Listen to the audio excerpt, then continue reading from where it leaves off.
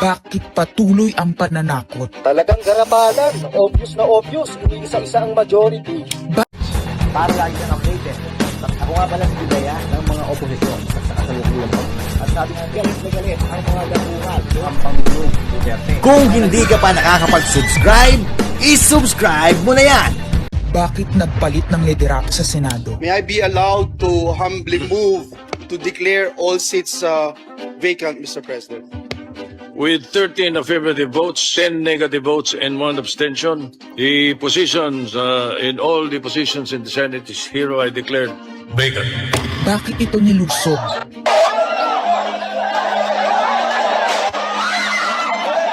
Bakit patuloy ang pananakot? Talagang garapalan, obvious na obvious, iniisa-isa ang majority. Bakit may panggigipit? Pinakakasuhan ng Ombudsman si Senator Rodante Marcoleta ng plunder at indirect bribery. Bakit may pambabaluktot ng kwento? Nililito nila ang publiko. Ang kainan ay naganap alas 4 ng hapon. Ang barilan alas 7. Pinagmamalaki nilang may nangangamusta. Si Camille Villar ang unang nag-update. Saka sila nagsi-reply. Last convo, 4 p.m.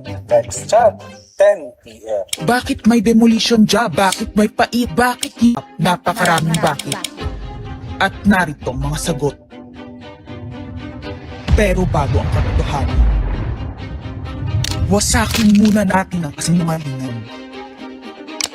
I, Alan Peter Schramm Cayetano, having been elected to the position of Senate President, Hindi nagpalit ng liderato para sa impeachment. Hindi totoo ang pinapakalat ng mga nabulaga. Ito this time, medyo nagkabulagan. Kabulagan. Ang impeachment ay labanan ng numero. Hindi ang mga Duterte aligned ang dapat mangamba, kundi ang mga sa umpisa pa lang ay may hatol na. Ang sinasabi, sir, ng ibang mga kritiko, itong Senate leadership shake-up ay tungkol lang daw sa impeachment. Lahat na i-connect. As I told you, may 12 kami. Si Bato is 13. So kahit nawala naman siya, ang pinag-uusapan dito is whether or not you will be able to get 16 votes. Hindi siya ang pagmumulan ng 16 votes. Wala siya doon eh. 12 kami. Bakit kami magkuku? May 12 na kami kung ang pinag-uusapan lang natin ay impeachment. Actually, 9 lang ang kailangan para ma-dismiss. Yes, 12 kami. So it's more than the required votes. But that's not the point. Ang ano kasi pinipilit nilang i-connect doon. Kaya ako natatawa. Where is the connection there? Gusto pang ipa-inhibit ang mga tinatawag nilang Duterte-aligned senators. Nananawagan pa ng partial kuno at pagiging patas. Pero sa publiko, may mga pahayag na hindi makakatakas. While VP Sara is in power, the threat of a full-blown Duterte comeback is still a very real and present danger. Bakit ganito ang desperasyon? Bakit hindi maikubli ang gigil? No. Bakit natataranta ang lahat? Mr. Speaker, I move to endorse to the Senate the resolution setting forth the articles of impeachment. Narito ang pagsisiwala. Noong April 22 sa Soler, nagkita si Tito Soto at House Speaker D para pag-usapan kung ano ang papakialaman sa 1987 Constitution habang nakaupo si Bongbong Marcos. Kasama ni House Speaker D ay si South Cotabato Congressman Ferdinand Hernandez. Kasama ni Soto ay ang dating Senate Secretary na si Mark Mendoza.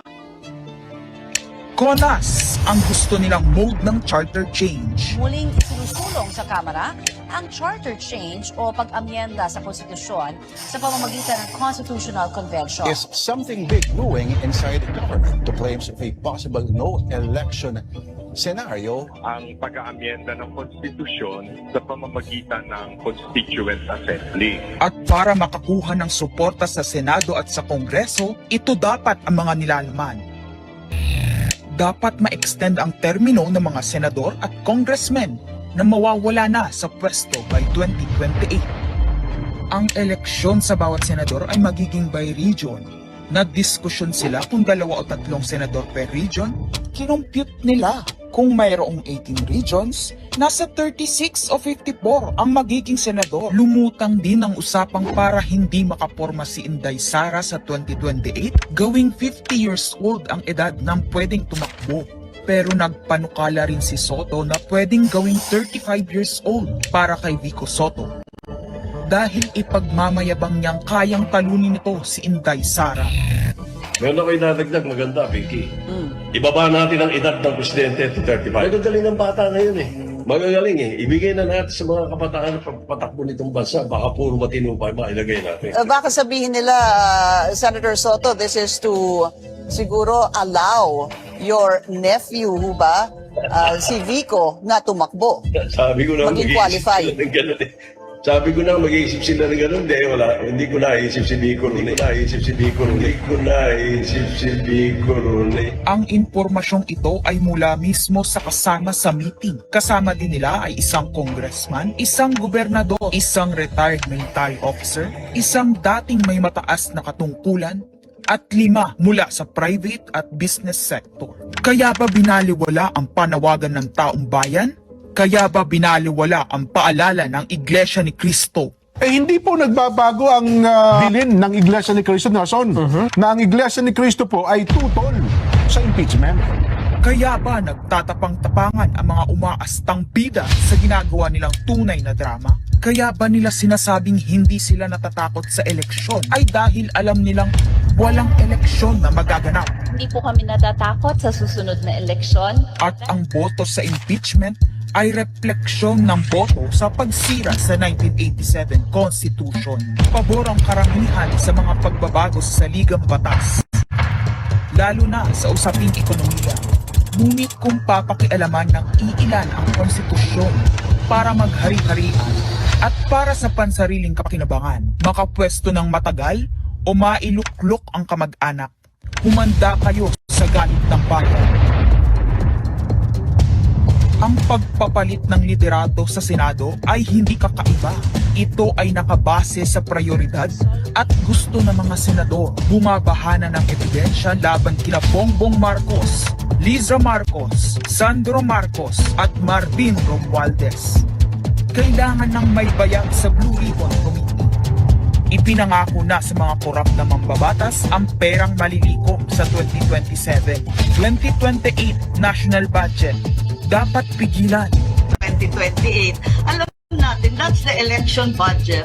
And it was assured to the congressman, this will also be the CONAS budget.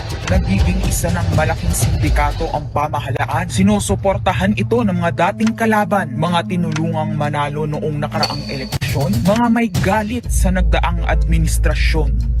Lahat sila kasama ng pinakamalaking troll farms at ilang bahagi ng mainstream media ay pinagagana ng dalawang bagay. Pera galing sa korupsyon, galit sa mga Duterte. Mahalaga ang liderato ng Senado para sa mga korap at nakasandal sa mga buwayan ng kapangyarihan. Ngunit mas mahalaga ito sa mga naninindigan na ang Senado ay bantayog ng konstitusyon na hindi dapat tinatakot, sinusuhulan at iniipit upang maging tau-tauhan. Maaaring hati ngayon ang Senado. Maaaring kanya-kanyang bersyon ng kwento. Wala nang pakialam kung ano ang totoo. Isa itong indikasyon na gumagana ang demokrasya. Kailangan lang maalala ng bawat senador na kahit sila ay may kapangyarihan, hindi dapat nila malimutan magpakatao. Sa kabila ng lahat ng problema, pinakamababang halaga ng piso sa kasaysayan, mataas na bilihin at gasolina, kawalan ng trabaho, halos wala nang makain, nagpapakamatay na mga magsasaka. Ang inuuna ay politika, impeachment at kung ano-anong propaganda para mabalik ang kontrol sa Senado ng mga nangako na maisakatuparan ang pagpapahaba ng panahon sa kapangyarihan.